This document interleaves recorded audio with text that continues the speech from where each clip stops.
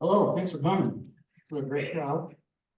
A lot of people I know, a lot of new faces. This is good. So I'm gonna talk about the railroad, but not the Ann Arbor. We've talked about the Ann Arbor a number of times. So this is new territory for me, mostly on the east side of the county and going up Elmo.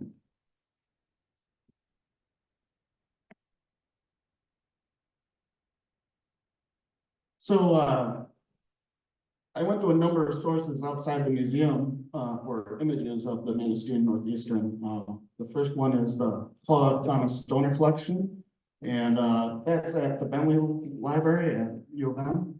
But they have an image bank, and it has a lot of the photos there. So if you are interested, and it has a lot of railroads too. A lot of these guys collected not just one railroad, but an array of railroads. So it covers a lot of bases. Also, the Charles Kahn collection at CMU, Clark Historical Library. And also at the Traverse Area Historical Society collection at paddle.org. They have a local history part of the website you can check out and search. And there's a lot of railroad photos there as well. And most of the information I'm using, I'm sticking to a little pamphlet book put together by Irwin Olson, who worked for the railroad, and it's the history of Manistee Northeastern Railway Company. And from that, we get this timeline. 1887. Now, this is a date that a lot of railroads started in this county, and that's probably because they cut all the timber that they could have gotten off on the rivers. So a lot of the hardwoods or timber that wasn't available to water access, they'd have to use a railroad to get it out.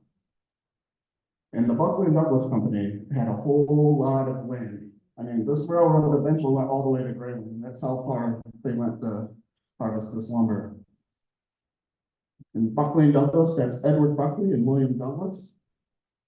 And they were out of Manistee. And they were one of the many lumber millionaires in Manistee. Has a very colorful history.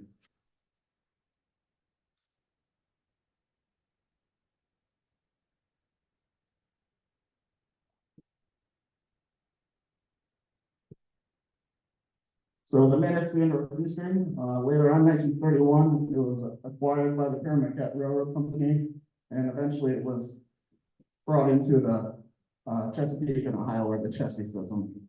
And it was a little bit, it's had passenger service for a much longer period, about 16 years longer than the Ann Arbor did. So people on the inland part of the county had much more access to travel in that way.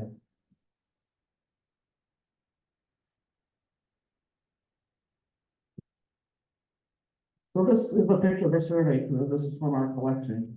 And the person I want to point out, not the dog on the left, but the man on the lower right. That's John Bay Hubble, and he's a pretty significant figure. He lived in Minnesota. You go right down the hill, the Case Road, that's where their mill was. And he was one of the few, I think there was 5 people drafted from the area into the Civil War, and he was one of them. And him and his brother and his dad, they created the first road between Traverse City and Manistee. So there weren't a lot of roads around, so that was a really big deal.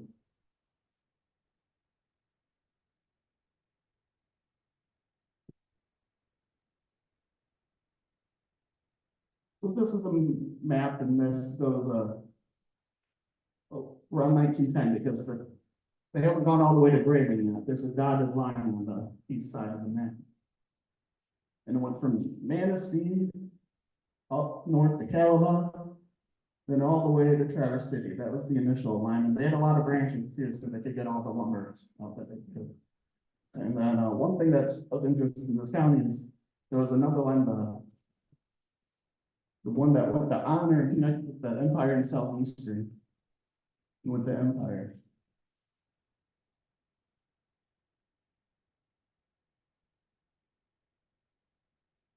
So down in Manistee, you take 31 down there, and then you pass the city of Milwaukee, and then right before you get to the bridge, that's where the depot was. Where this orange circle is, that's where the depot for the Manistee Northeastern was, by Harrison Street there. And also that was exactly right next to their sawmill and salt factory.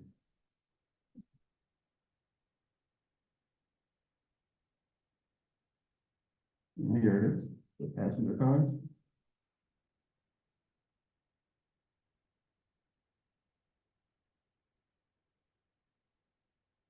And then it went all the way up to Traverse City. And this is 1908, and it is north of Front Street. So I think, I may be wrong with the bank. I think it's Fifth Third Bank that's in that corner. And it's across the street there.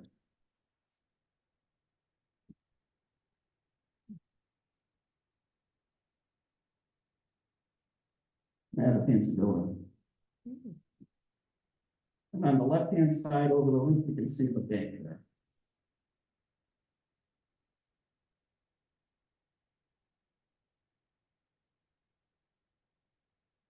But before that, they had to build the railroad. And a lot of the next upcoming photos are going to be the same. You're going to see a lot of trees in the background. You're going to see a lot of guys, and they're going to be doing unsafe things. So get ready. So here they graded the railroad, and they've got clearing the stumps. And they got the horse and the carts getting that, and they piled all this slash on the side.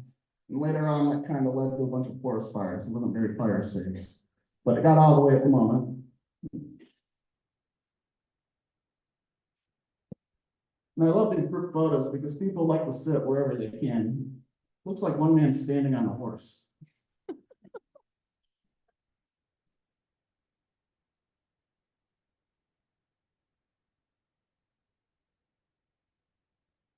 And those last two pictures were actually from our glass plate collection, so that was really excellent photos. These ones here, you can see the fences, and where they kept the horses.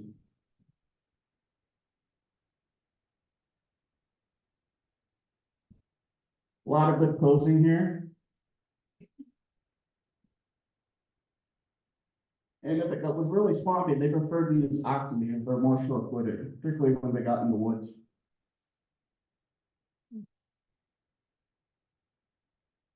I'm sure there's a lot of bugs there too.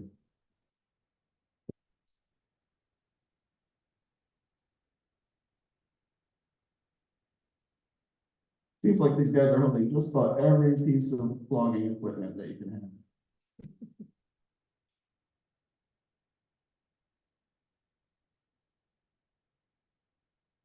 And here they are making the grade.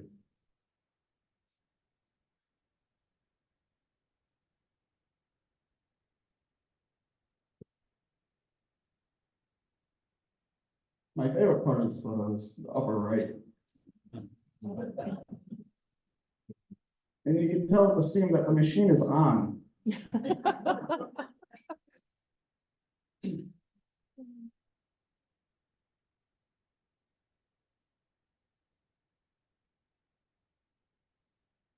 They are loading logs.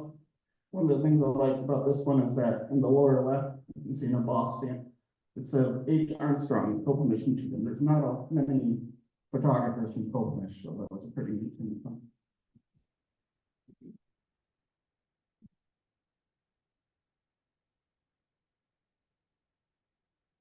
And then after they logged the land, they tried to sell it to farmers or potential prospective farmers. And they said, don't worry about the stumps, you can pull them out yourself.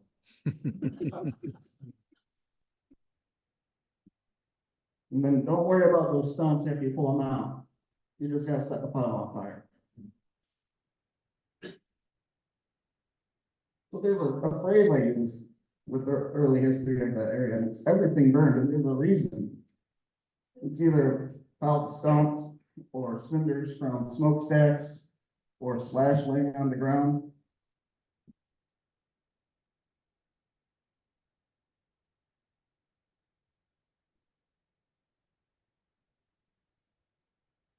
So they got into Benzie County at a place called Nessen City. It's still there. Just don't think there's a lot of people there. If you go east from Thompsonville, on Lindy Road, you come into an intersection, and it's Nessen City Road, so that's how you know where it is.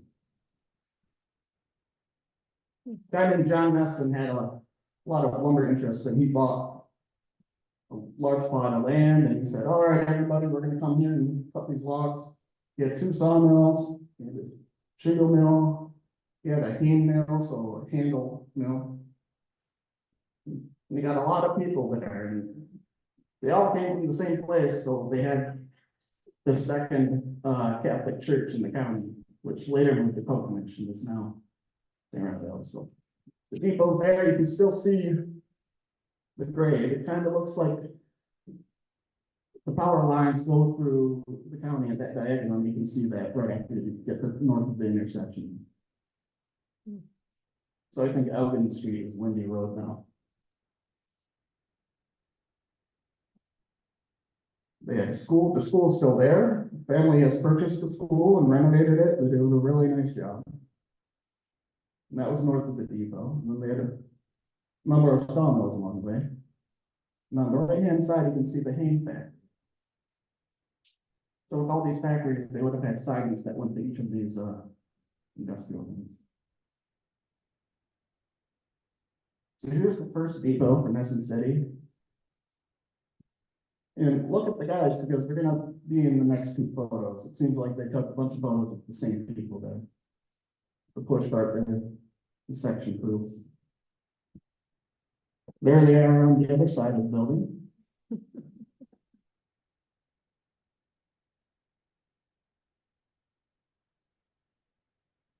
And this is the later one, later depot.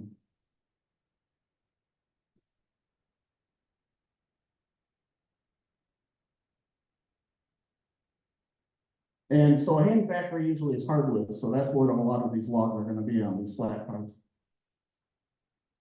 Oh, yeah.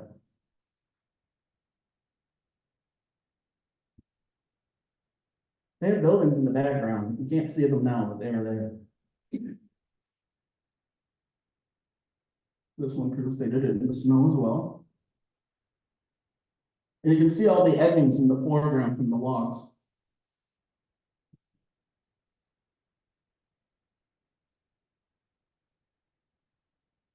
There's a different view. They had telegraph lines on them.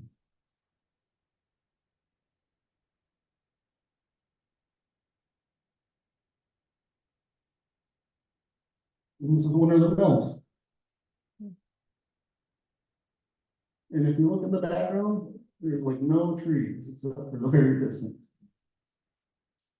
Oh, you can see a log going in the building too. Yeah.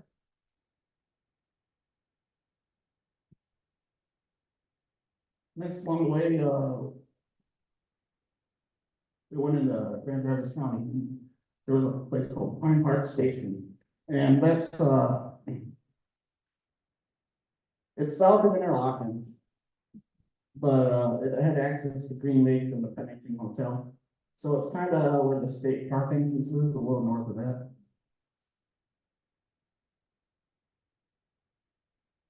And then there was Interlochen itself. And if you want to find where it wasn't Interlochen, it's pretty easy. It's at the corner of Railroad Street and Depot Road. It's just north of the party store there. And so I didn't know this part of Interlochen very well because I could drive through. If you go north a little bit, that's where 31 goes.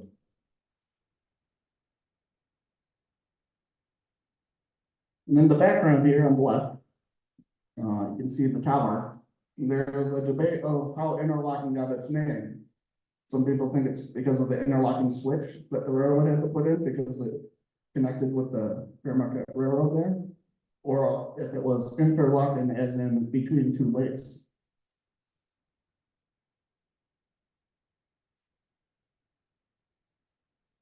There's the tower from up there.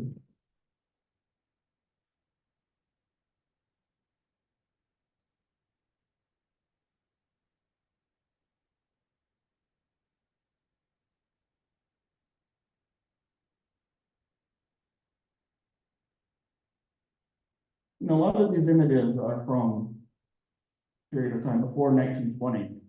And that's because that's when it was most active. After that, Benzie County was kind of a fly-through area for the trains.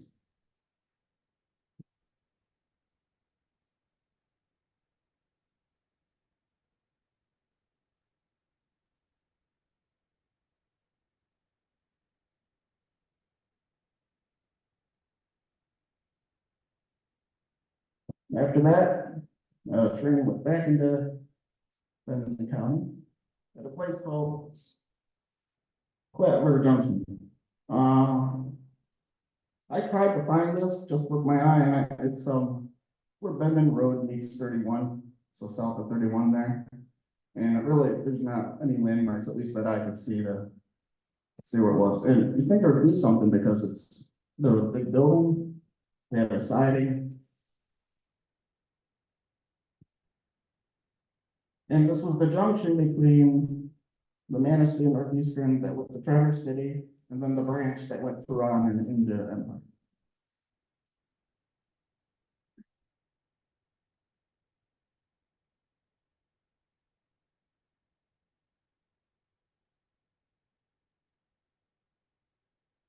They even had a water tower.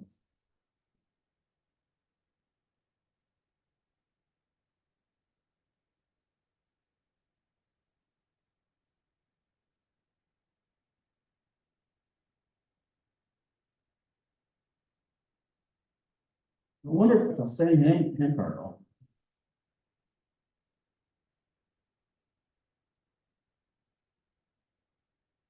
Alrighty.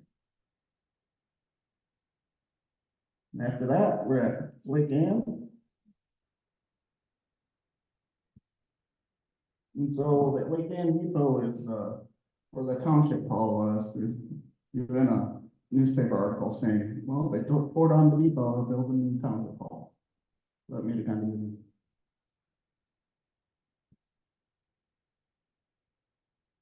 This is the first depot that was in Lake Ann. It was south of town. Had a lot of really good aesthetics to it. After about 2 years, they didn't use this one because these guys cut too many trees down along the railroad. This was the Rankin Peak Station. And this is the one that was in town property.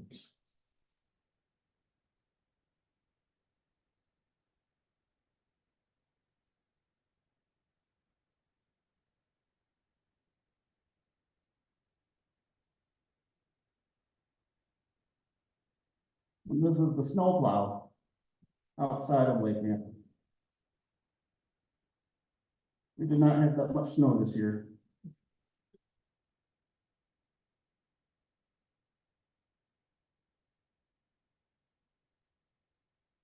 What year was these?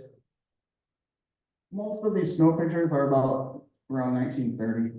Because Ellen Blacklock has a bunch of pictures of the Ann Arbor getting dug up by Copeland. I think it was the same year.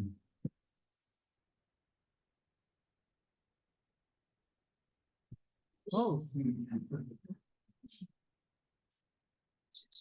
I put this in just to prove that my theory was if people can sit on a wrecked piece of machinery, they do.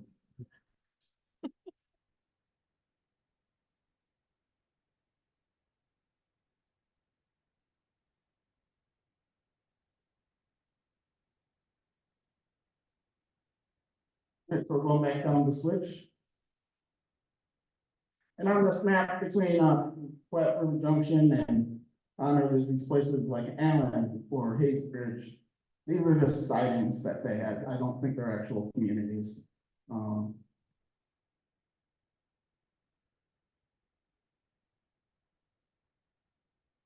here's on.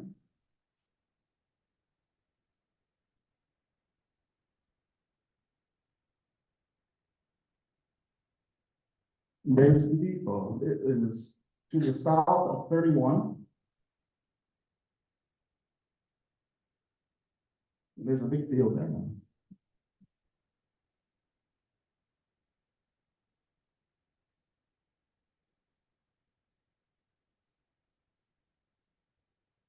And Honor had a really big, mill there. It was created because of a company called the Gulf Cast Company. They built their, mill there, and that was in 1895. And the town got its name from Frank Gifford, who was the big shot, the big wig at the company in Honor, so it's named after his daughter.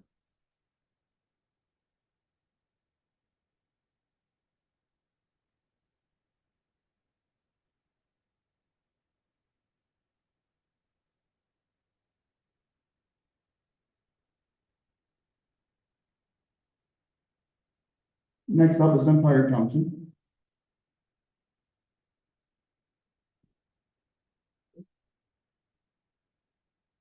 There's the depot. Connected with the Empire and Southeastern, which the Empire and Southeastern was 11 miles long, how long the railroad was.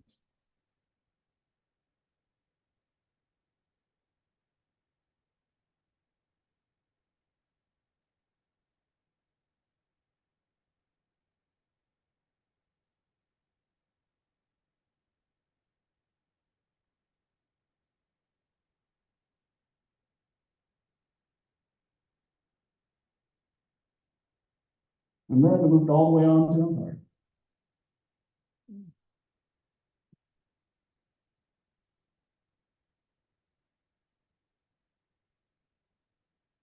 There it is, here, they didn't have a harbor, just here going into the lake.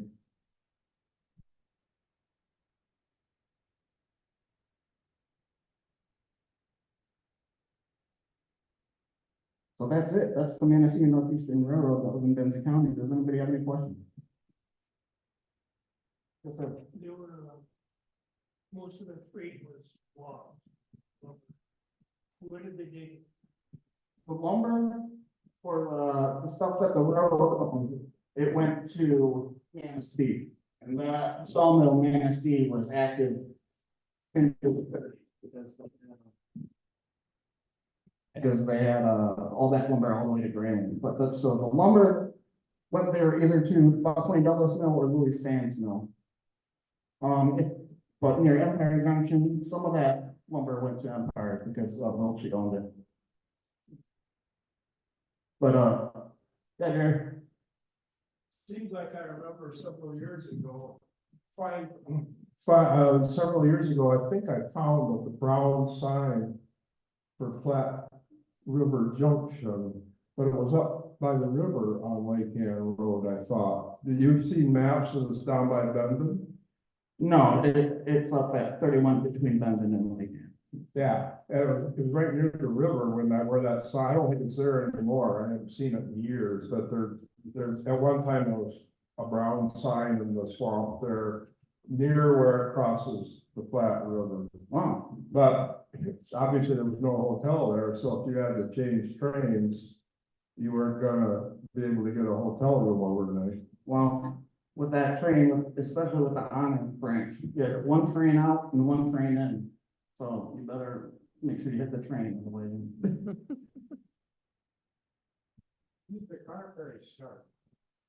The car ferries from Manistee Northeastern? Or out of Frankfurt. That was in 1892. So that's when it started and it went to 1982. I wonder if they had a roundabout in Empire to turn the train around. I'm not aware of that. There are some notes about there being round table, turntable at Lake Ann before they extended all the way to Traverse City. But I think they just went backwards.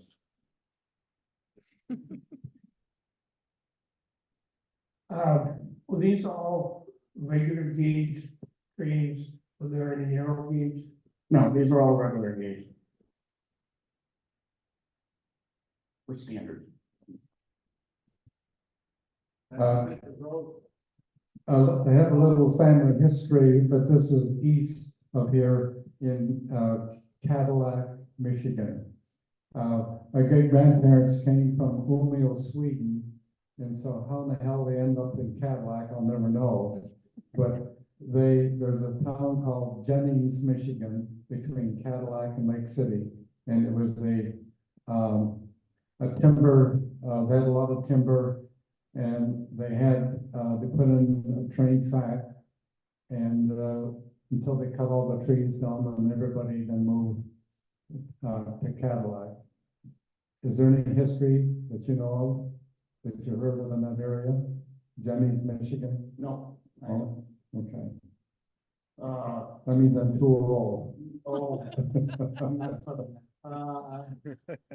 So, there was a lot of, they cut the trees and then they moved on. There's an instance for the station agent at, Empire Junction, and he was writing to headquarters because he was so lonely. He was living there by himself and he missed his wife, so they closed the depot.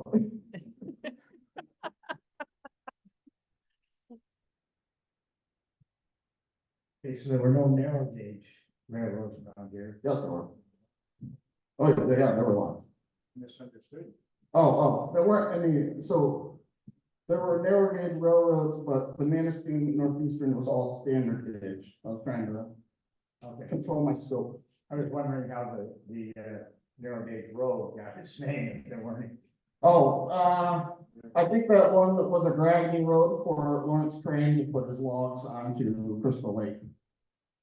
And I've been told stories of boys pushing the cart up and then riding it down in the town. That's true or not?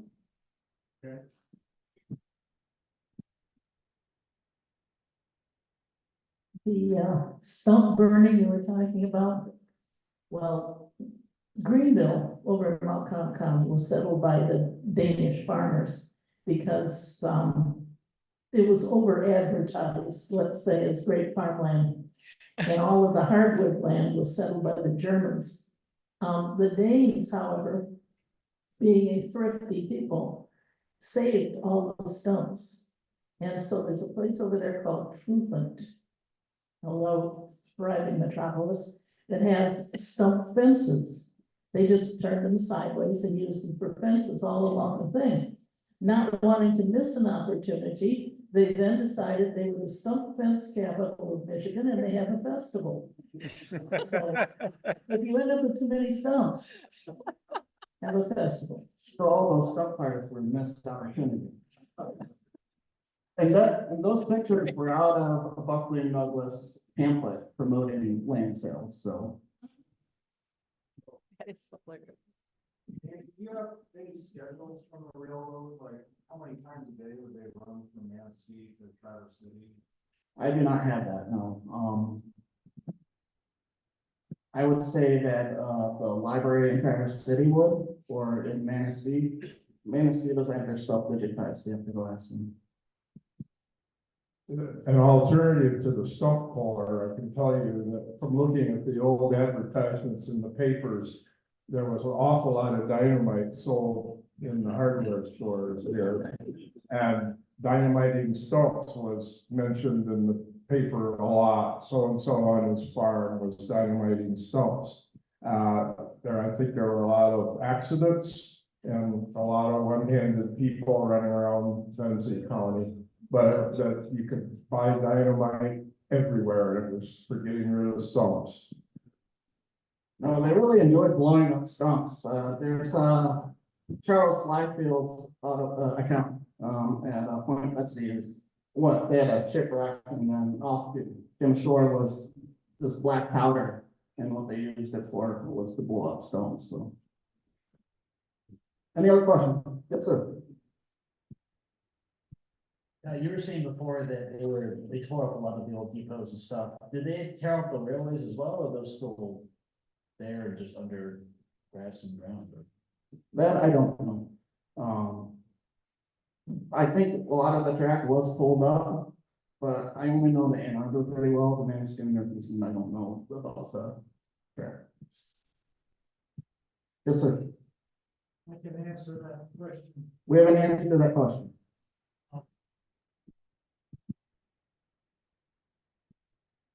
I live off of Goose Road, and the eminent Donner is on my property, and in the 50s, late 50s, as a kid, I could walk along and see some of the ties and the spikes, but there was no railroad, so they did pull the rail up.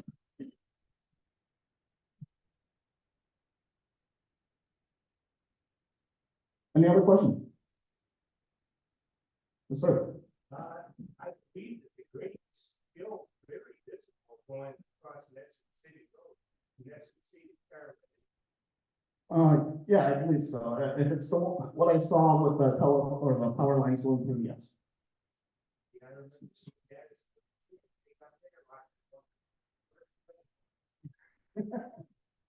Any other questions? Did the MNNE have any power ferry access?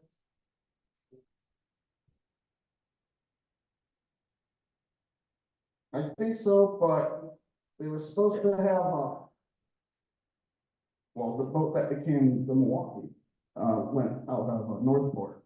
And I think that was an extension of the Manistee Northeastern. But that was around 1904 and it did not last much through 1905. Yeah, One of those pictures showed the train on a dock. Was that in Empire? yeah, Did that have? But did you believe that there'd be boats to? there were boats, but not car ferries. Okay, Car ferries were pretty expensive to have. all right. And in the picture of Nessen City, the track was labeled as the Pure Marquette. And I know the branch of the Pure Marquette came in to honor. Did they share track in that section, or were there two separate tracks there? They had two separate tracks going, into Iron. One with harder siding, and that was the Pure Marquette track, and then north of that was the Manistee Northeastern track. Well, where did the Pure Marquette come from? Did it go through Nessen City also?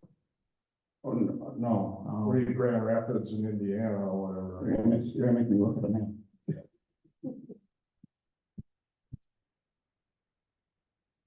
So, where Colfax and Inland Township meets, on the lower right, there's a thing that says Flary. And that's for the Pure Marquette, this one.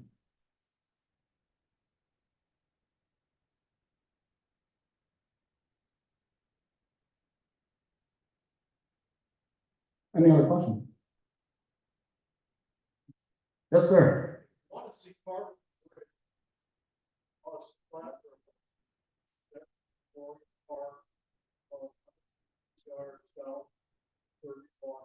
Of the poles down in the river, the bridge on the cross, flat there. I'm gonna repeat that. If you wanna see remnants of the bridge for the Manistee Northeastern that went across the Platte River, go to Veterans Memorial Park, east of Honor, and look at the stumps in the river, and that's the township. Oh, wow. Is there anything pertaining to this in the museum we can check out? Well, a lot of the logging stuff shows a lot of these locations. Just another FYI, as far as seeing the old grades, if you go to Burnt Mill Road, south of Lake Ann. If you go on the upstream side of Burnt Mill Road, there's a little trail in there that's actually old M&M grade. And there are the stone pillars in the Platte River there from where the railroad bridge was there. It's really easy to get to from Burnt Mill Road where the river crosses. Thank you, that's good. Good information. Anyone else? All right, well, I'm gonna say thank you very much. Thank you.